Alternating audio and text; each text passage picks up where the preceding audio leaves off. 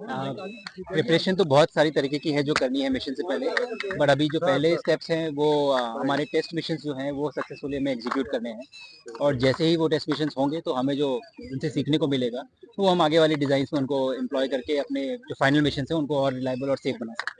Sir बच्चों को किस तरीके से देखते हो? बच्चों ने बहुत सारे क्वेश्चन जो है पुट किए, उसको किस तरीके से देखते हैं आप?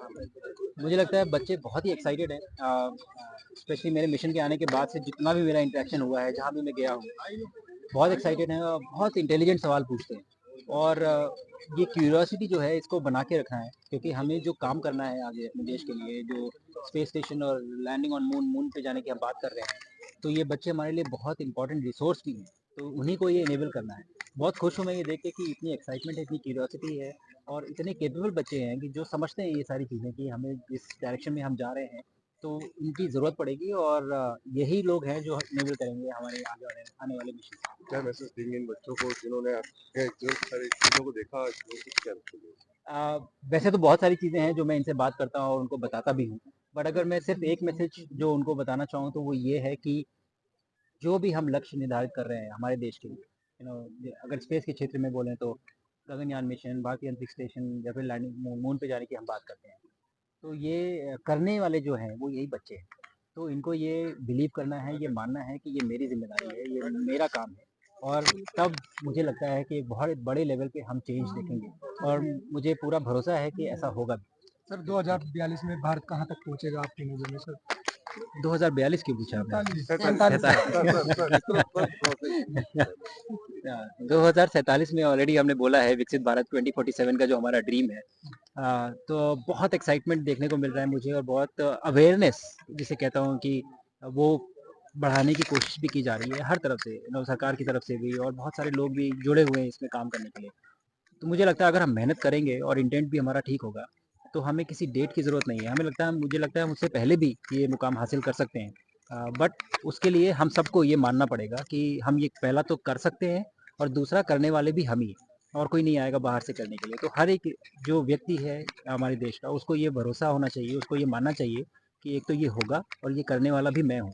तभी मुझे लगता है कि हम 2047 क्या उससे पहले अपना ये जो ड्रीम है विकसित भारत का, ये हम अचीव कर पाएंगे।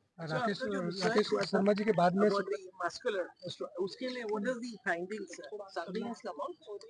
So I am not at liberty to disclose the findings to you exactly the results, but what I can tell you that the results are very encouraging on station itself.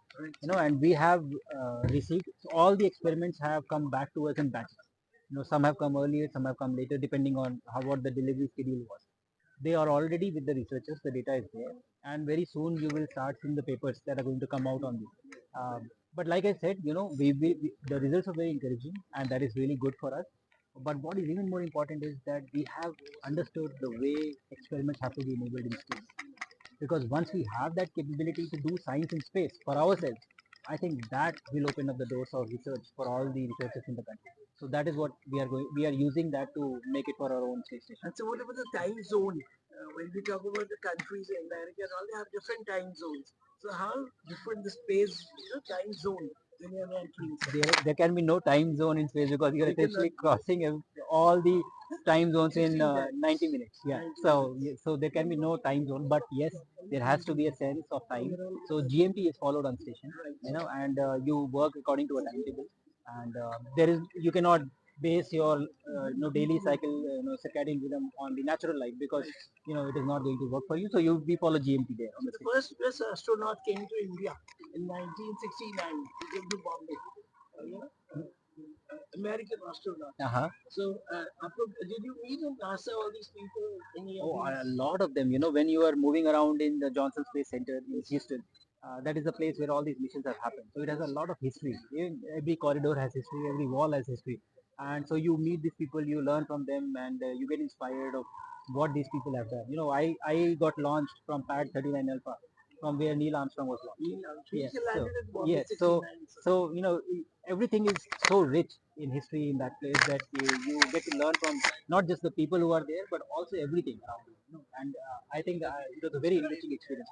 So what's the latest with the ISRO? चलिए, बढ़िया Thank you. Sir चलिए राकेश शर्मा जी का जैसे first थे तो second आप आए हैं, क्या कहना चाहते हैं कि युवाओं को किस तरीके से तीसरी बार कोई अंतरिक्ष में पहुंच पाएगा? नहीं नहीं, ये कोई फर्स्ट सेकंड का कोई रेस नहीं है इट इज जस्ट दैट कि I am very happy to say कि पहली बार जब wing commander Rakesh Sharma space में गए थे 1984, उसके बाद एक बहुत लंबा गैप हो गया 41 ईयर्स के बाद हम दोबारा स्पेस में पहुंच पाए। बट मैं बहुत खुश हूँ इस चीज़ को लेके कि इस बार जो है वो गैप ऐसा नहीं है, क्योंकि हम एक्टिवली अपना ह्यूमन स्पेस मिशन हम परस्यू कर रहे हैं और ये हमारी जिम्मेदारी है कि हम जल्दी से जल्दी अपने सॉइल से, अपने रॉकेट पे, अपने कैप्सूल पे किसी भारतीय को अंतरिक्ष में भेज के उनको सक्सेसफुली रिकवर कर सकें। तो मेरा मैसेज यही है कि आप सब लोग इसका हिस्सा बनिए। ये हम सब की जर्नी है, हम सबका अचीवमेंट है, कलेक्टिव अचीवमेंट है। नहीं नहीं कोई We'll take it. Thank you. खड़े हो जाओ।